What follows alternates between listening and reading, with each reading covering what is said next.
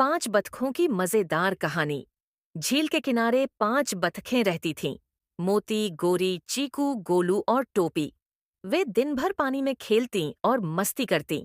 एक दिन मोती बोली, चलो झील के उस किनारे चलते हैं। गोलू डरते हुए बोला, वहां बड़े पक्षी रहते हैं। लेकिन टोपी बोली, डरने की जरूरत नहीं, हम साथ हैं। वे खुशी खुशी तैरती हुई वहां पहुंची, लेकिन अचानक एक नाव का लंगर गिरा। सब घबरा गई।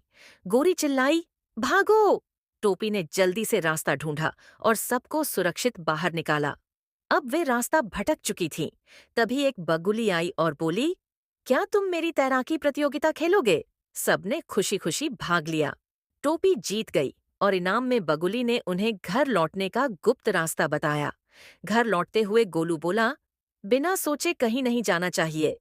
टोपी मुस्कुराई और मुसीबत में घबराने की बजाय हल निकालना चाहिए।